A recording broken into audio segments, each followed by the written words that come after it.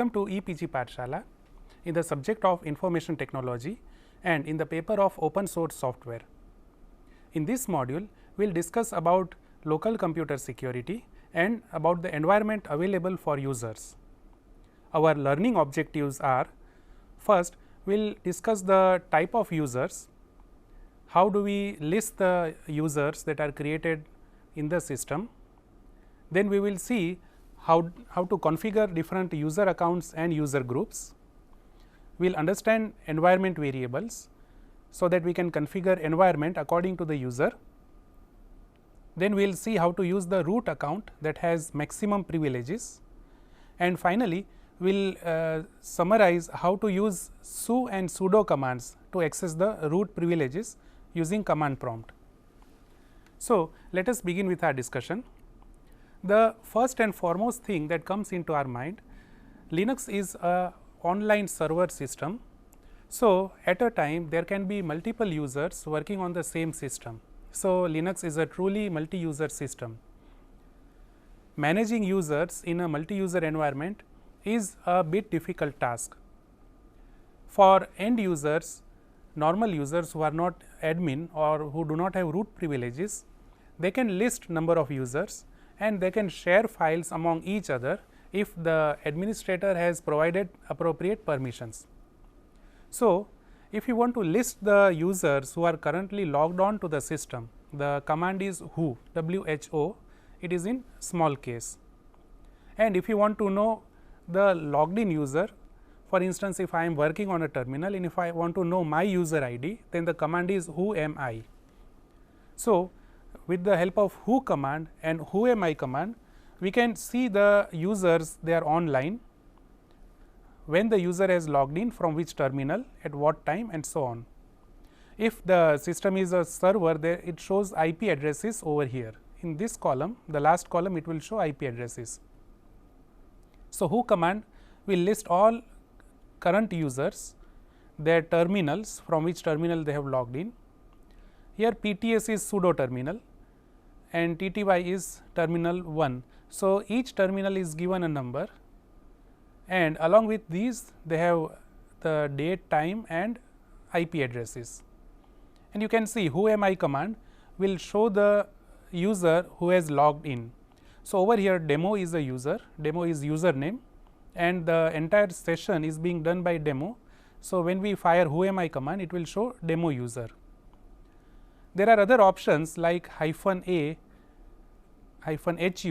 So, -a will give a more detailed information, and -hu will give information along with the headers. It will give the header, the field names, and then there will be information below that header. So, these are two widely used commands, and most of the time any user can see the online users, they can list online users, and if usually if a friend is available, then we also give permissions to chat or to write messages to each other. Now, let us move ahead. Along with these who command, there are users like normal user, root user, few other users like system user and network users are also available in Linux system. Normal user means users like us who are developers or who are end users. So, usually the system administrator will create normal users, and the system administrator himself is identified as a root user. So, in Linux the root is known as super user. We generally do not use the term administrator. Administrator is more used in other operating systems, but when we talk about administrator, it is root in Linux. So, the root user has most of the privileges. Root user can do lot of things, management of users, management of files and so on. At the end of this module, we will see how root users can be enabled. Then comes network user and system user. As you know, the Linux server might be running various services.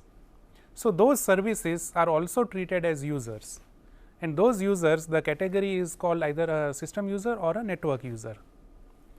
Now, in Linux there is a file etc passwd. In that file, it lists all users created throughout the system.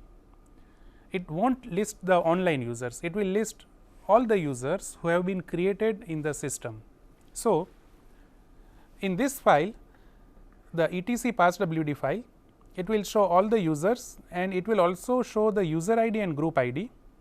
Each user is uniquely identified by a user ID, it is a integer number, and it will also list the group IDs. There is another file etc group that lists the groups created in the system. So, let us see the content of these files. Now, this is the screen of etc passwd file. When I say etc, so etc is the directory in which this passwd file is placed. The first line contains root user ID, and you can see the first column, it is the username. So, root, bin, daemon, ADM, LP, sync, these are all users. The first column indicates user, and there are few other fields separated by colon sign. X represents the password, the second field represents user ID, then there is group ID, some information, the default directory. If the root logins into the Linux system, then his default directory and the default shell that is to be used. So, these are all system users. Let us go to the another screen. This is the ending part of etc passwd file. You can see I have created users, Hardik is a user, test is another user, demo is the third user. So, these are normal users. The user ID of Hardik is 500, the primary group is 504. This column may indicate some comments. Here I have not given any comment. So, it indicates the username. Then the working directory, default working directory. So, when I log into the Linux system, my default working directory will be home Hardik and my default shell. So, when I log in through terminal, I will be given the born again shell, that is bash shell will be given. You can see other users, test is another user, demo is another user, username can be in lower case or it can be in upper case, but the Linux is case sensitive. It must be noted that 500 is the user ID, whereas another users they have some other user IDs. You can see 38, 48, 75, these are different user IDs. Now, in Red Hat based systems, the Fedora line of distributions, usually the users, normal users, they begin with 500. So, it is assumed that the user ID below 500, they are all system users or network users, and the normal users that are created by us, they are the number or the user ID is given above 500. In some other systems, Debian based distributions, the number starts from 1000 instead of 500, the user ID will start from 1000 and onwards, and there is no upper limit of creating users. We can create n number of users throughout the system, and for each user the file will contain a single line entry.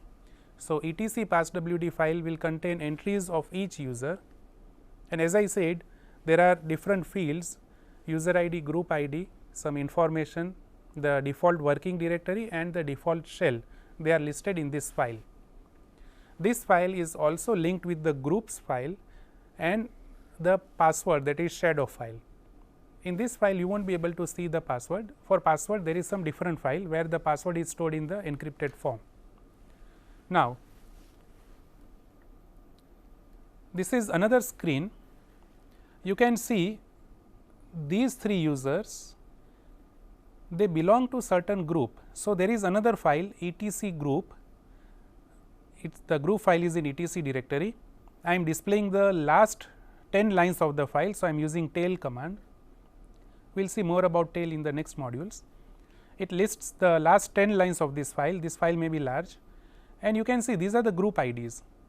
Hardik is a group ID, test is another group, demo, there is a group called faculty, there are mentors and students. So, the first column indicates group ID, and you can see this is username. So, Hardik is a user who belongs to faculty group. Even Hardik also belongs to 504, if you can see over here. So, one user may belong to multiple groups. There is mentors group and students group. The 505 group ID is for students, and demo user's user ID is 502, but the demo user belongs to group 505, that is students group. So, when we compare these two files, we can match that which user belongs to which group. As I said, etc passwd file contains the user ID, group ID, they are numbers. But if you want to find out the actual group to which a user belongs to, then we have to map the group file and passwd file. In Linux, a single user may belong to multiple groups. When we study the file security mechanism, we again take these things into our consideration. So, one user, say for example Hardik, may belong to faculties group, may belong to mentors group, and he may belong to his own group. By default, in Linux, whenever we create a user, his group is created automatically. So, if a user does not belong to either of the groups, he will belong to at least his group. Each user is confined to his group, and by issuing some other commands, the user can be added to multiple groups. So, that is how user management and group management can be done. The idea of grouping is we can bifurcate users according to groups. So, there can be a faculty group, there can be a student group, lab staff group, admin group, and so on. And n number of users, they can belong to particular groups. There can be intersection of groups, so that one user may belong to multiple groups and so on. So, these are the basic fundamentals of users and groups. Now, let us see few more commands. There is a command ID which will list the ID of user. So, in the bottom screen if you see, by issuing the ID command and username, it will list the user ID, it will list the group ID and few other groups to which the user belongs to. As I said, a user may belong to multiple groups. So, there will be a primary group and few other groups in which the user is a member of. Similarly, another command is ID demo. So, here we are listing the group ID and user ID of demo user. As I said, demo is a member of students group. Here you can see the primary group ID of demo is students. And there is another command, groups command, which we see in the right part of the screen. So, groups command, if we do not give any arguments, it will list the group of default logon user, and if we provide groups command with the user ID, it will display the group of the user ID whom we had specified. So, groups of demo will show students over here, and when we say groups and username is Hardik, it will show two groups, mentors and faculty. Apart from this, as I said, Hardik belongs to another group, that is Hardik, and demo belongs to another group, that is demo. So, each user, they may also belong to their own individual groups. We can see one more example. In the last example, we are issuing groups command with the username test. Now, test does not belong to any other group. So, test belongs to his own default group test. So, these are two commands. Groups command will list the groups of user and ID command will list the details like user ID and group ID of any user. Now, when we talk about user management, there are three commands for creating user or managing user, and there are three similar commands for creating and managing group. To create a user, the command is user add, or there is also alternate command add user. So, when we issue user add command, we have to use the username that is not already present. A new username has to be provided. We can also modify user with user mod command. We can delete a user with user del command. Similarly, we can add group, we can modify group, or we can delete group. So, those are certain commands. You can see in the screen, the commands are listed along with some options wherever required. The user add command will create a user. If admin wants to provide password, there is the command passwd. So, the newly created user can be assigned some password. we can add a user to some group by specifying user mod, user mode command -g, and we can give the group name, and we can delete the user with the user del command. Now, over here I have shown $prompt, but usually these commands are fired with admin privileges or root privileges. So, these commands generally they are used with the root privileges, and we see either hash sign or we combine these commands with the sudo command. We will see what is sudo in future sections, and when we use hash command, that means we are using the root privileges. This is an example. This screen we are adding a user student1. So, as I said, this is $prompt. When we try to add user with normal login, that is demo login, we will get some error message like permission denied. Normal users cannot create users, they are not given enough access rights to add users. So, what I have done, I have logged into root. So, su command, that is super user, when I issue this command, it will prompt for password. If I give the correct password, then I will log in as root. So, from the same terminal, earlier I was with demo user, my logon session was demo. After providing su and password, my logon session is root. So, when we see hash prompt, it means we are on root session, and the same command user add, when fired after this root session, the user can be created. You can see over here permission was denied, but once I am a root user, I can easily create user, I can provide password, I can also delete that user. So, hash prompt indicates that I have access rights of root privileges. There are few rules for password. Over here, if I am giving a simple password, it will give me some kind of message, warning message that the password is bad, but somehow it accepts whatever password is given by the root login. So, this is a screen where we can create users. To create user, there has to be root access privileges. Either we can use su command as I have shown in the screen, or we can use sudo command, which we will see in future part. The other command is user mode. Over here, I am modifying the user that was created earlier. Student 1 is the user. Now, he is being added to the group students. So, students is a group name, and I am adding the newly created student user to that group. So, after this command, when you try groups student 1, so for student 1 user, it will display that student 1 belongs to students group, and he also belongs to his own individual student 1 group. So, this is how a user can be modified. There are few other options as well.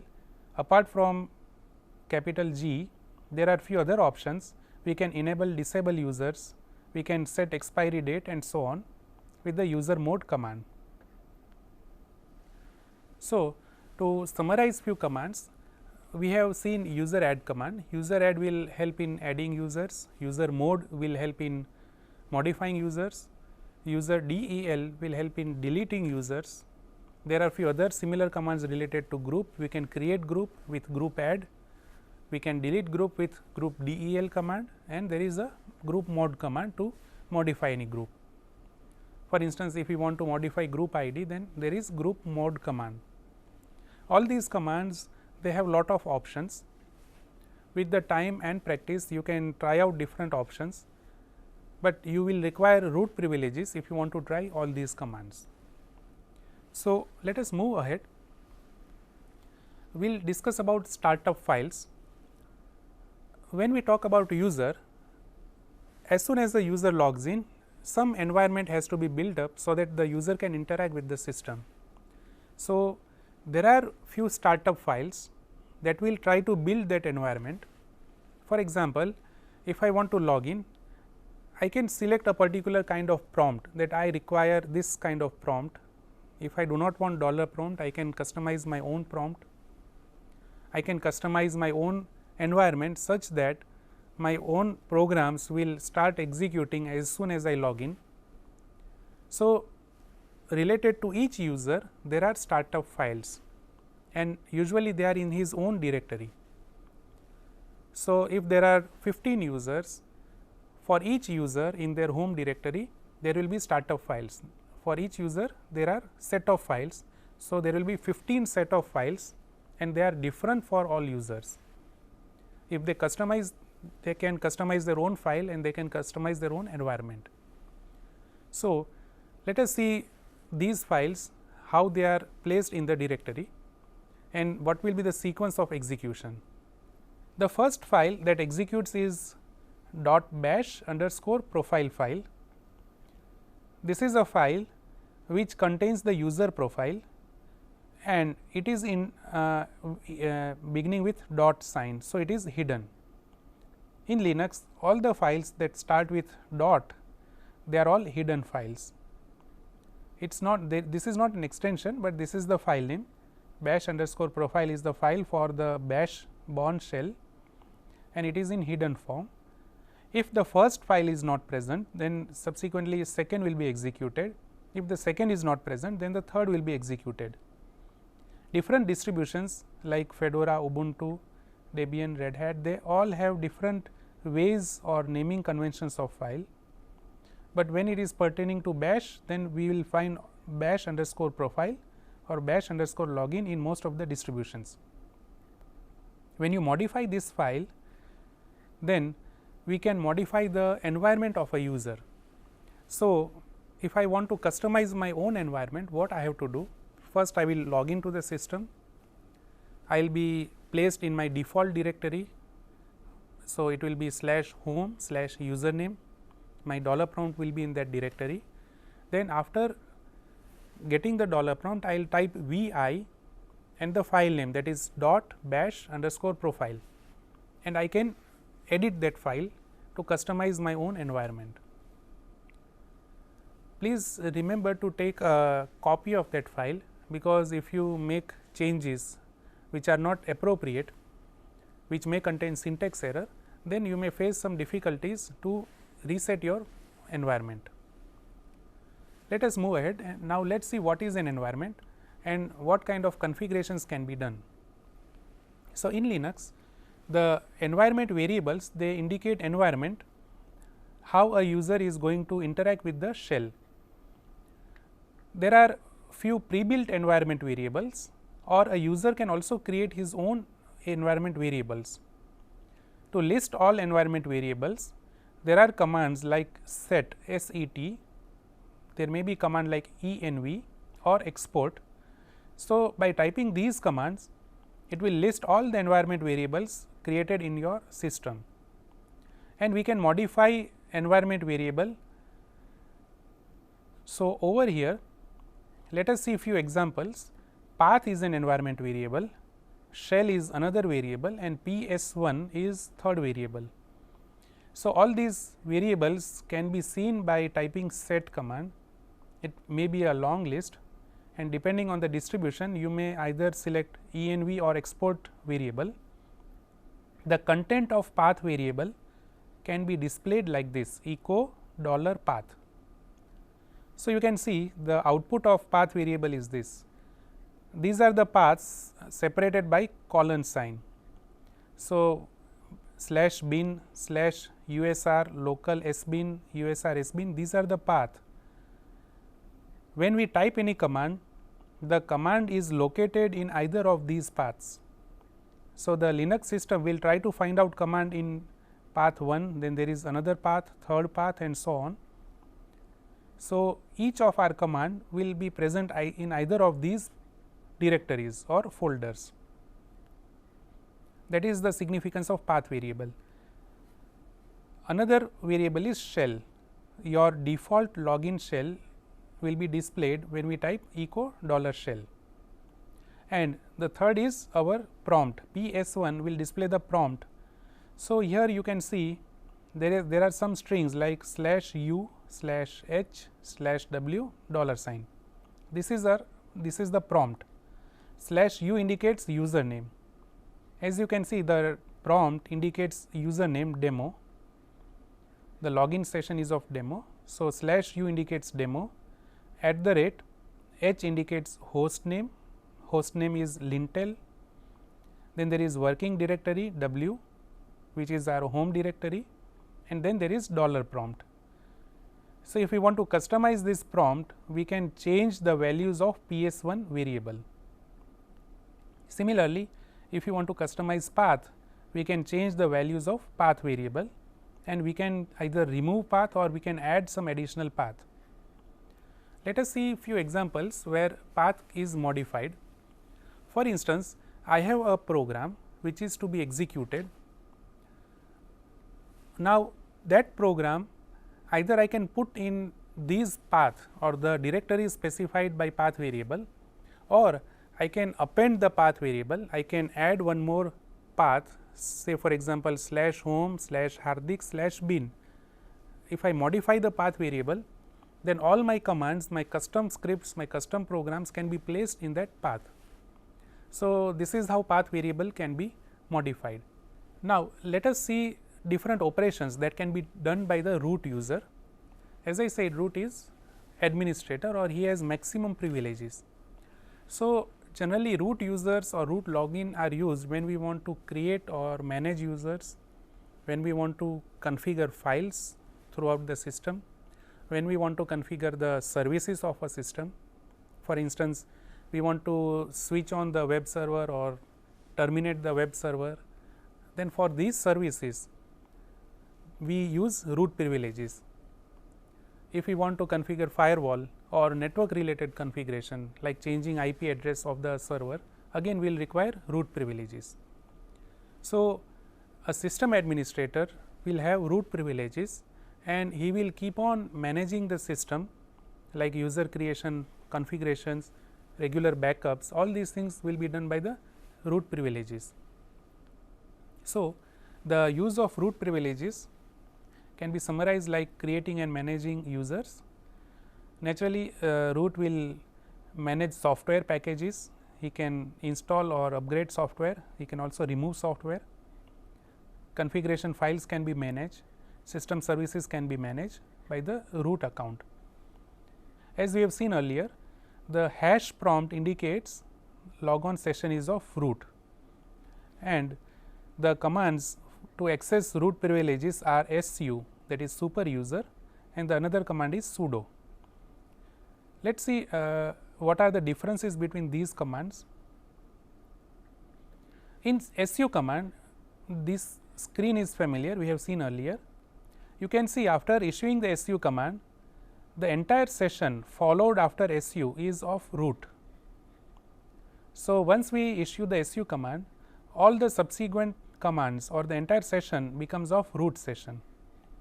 Now, this is quite vulnerable, because after issuing su command, if you make any mistake in either of these commands, probably there are chances of damaging the system.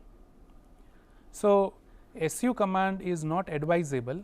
Instead of su, there is alternate sudo command, which is more risk free command compared to the su command. So, as I said, sudo is preferable over su command.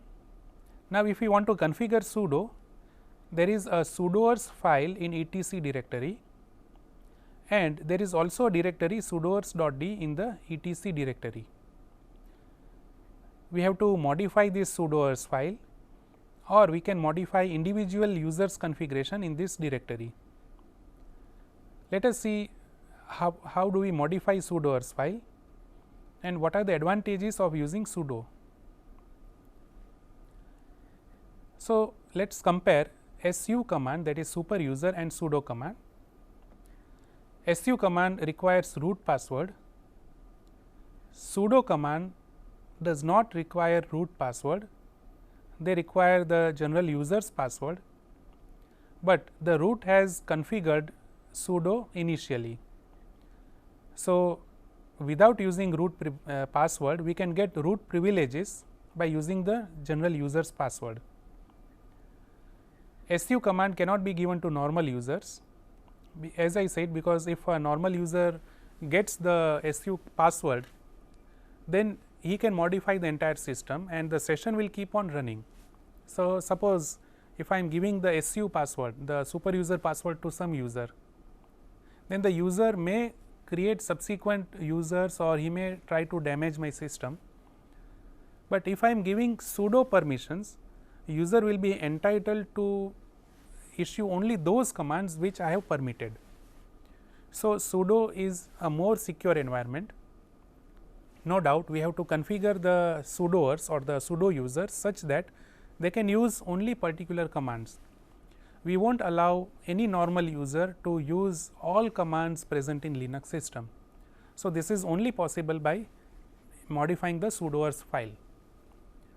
Another feature is normal user, if we are giving su command, we cannot log the activities in detail, but if we are using sudo command, the activities can be logged in much detail. So, let us see how do we configure the sudoers file and how the logging is done throughout the system. So, you can see a sample configuration file. The file accepts format like this. There are 4 fields: who indicates the user, where indicates from which network or which system, as whom, so which kind of group will be used, and what means the commands that can be executed. So, the sudoers configuration file will contain 4 different criteria. Let us see one example. Operators all means the user in operators group can run any command from any terminal. As I said, this all indicates from where. So, from any terminal they can run any command, all command. The demo user can run any command from any terminal provided he belongs to the OP group. So, as whom means the kind of group which they belong to. User 2 can run commands, any command, but from this network offnet. Now, what is this offnet? It is defined over here. Offnet is a particular network, we are giving aliases. So, offnet is an alias given to a particular network ID. So, if the user 2 logs in from this network, that is offnet, then he will be able to run all commands. Otherwise, the user will not be permitted if he enters from some other network. And the last line, you can see user 3 from any network, he can run the printing related commands. Now, this printing is again another alias. You can see command alias printing. So, the user can run LPC and LPRM command if he is user 3, and he can use a login from any system. Now, this is a sample configuration file. Hash indicates comments, and these lines, they are the access privileges given to particular user. So, there are operators. Operators are again faculty 1, staff 1, staff 2. We have created alias of users, we call them operators. There is a group of OP, root and operator belong to OP group, and finally, we are giving access rights to all these users and groups. So, this is a sample sudo configuration file, and it accepts this format: who, where, as whom, and what. The fields in bracket are optional. So, you can see all can be optional. If we place all or if we remove all, it will not matter much. Sudo file, the sudoers file must be edited in using some other program, because if there are multiple admins, only one has the ability to edit at a time. The concurrent edition must not be possible. The editing of sudoers file should be done by a single admin. If there are multiple root users, it must not be allowed to edit the same file at the same time. So, instead of using vi command, there is another vi sudo command, which restricts the editing only done, the editing can be done by a single user at a single time. So, while editing the sudoers file, vi sudo editor is used, and the sudoers file will be edited only by the root access. No other user will be able to access or edit the sudoers file. As I said, sudoers provide a good logging system. So, whoever uses sudo command, the activity of that user will be logged in. In my extra reading notes, you can go through the sample of sudo commands and sample configuration, how sudo is configured. So, when we are using sudo command, the command will be like sudo user add student 5. So, this is how we fire the sudo command. Instead of using the hash prompt and simply typing user add student 5, I will type sudo user add student 5.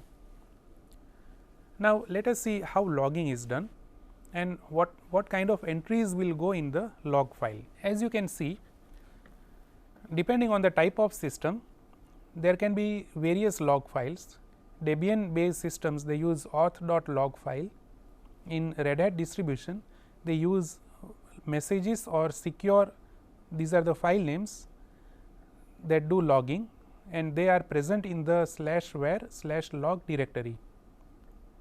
So, a sample log is shown over here in the box. The log file contains date and time when the sudo command was issued, from which terminal, which host it was issued, those details are present. Who issued sudo command? So, it was issued by demo.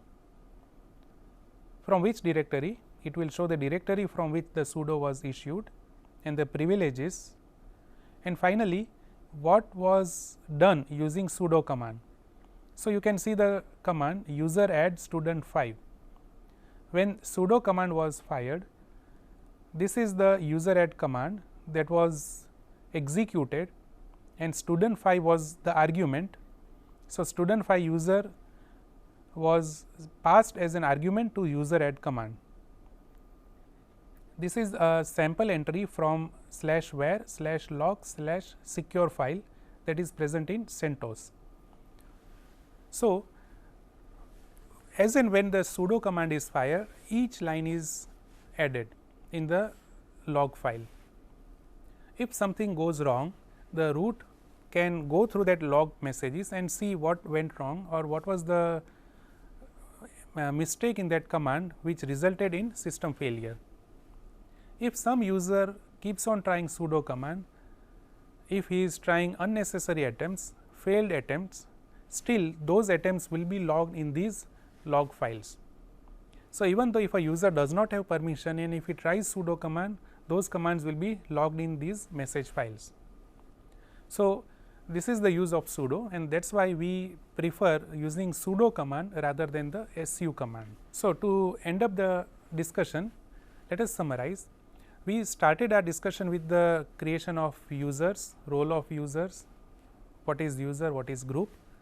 Then we discussed something about environment, how environment can be configured for a user, and finally, we discussed how to use root privileges, how to use su or sudo command, and what are the differences in using su or what are the difference in using sudo command, and why do we prefer sudo over the su command. And finally, we have seen how to configure the sudoers file and how we can grant access to users for particular sudo command. Let us take one simple example before ending this session. For example, if I am the Linux administrator in my home institute, and if my institute enrolls 500 students, each year there is intake of 500 students. So, if I create 500 users, then my entire day will be stuck in those routine jobs. Every time I will be creating user, disabling or enabling certain users, and just imagine if it is a large corporate organization, there will be thousands of users. So, what I can do, the user management job can be given to some other operator. Instead of the system admin doing all these routine work, he will delegate the work to some other user. For example, I can delegate the user creation to admin staff 1, I can delegate the printing work to staff 2 and so on. So, my staff 1 will be given permissions to create users. So, I will modify the sudoers file and accordingly I will give the permissions to each admin staff. So, this is the advantage of using the sudo file. I hope you enjoyed the discussion. Thank you.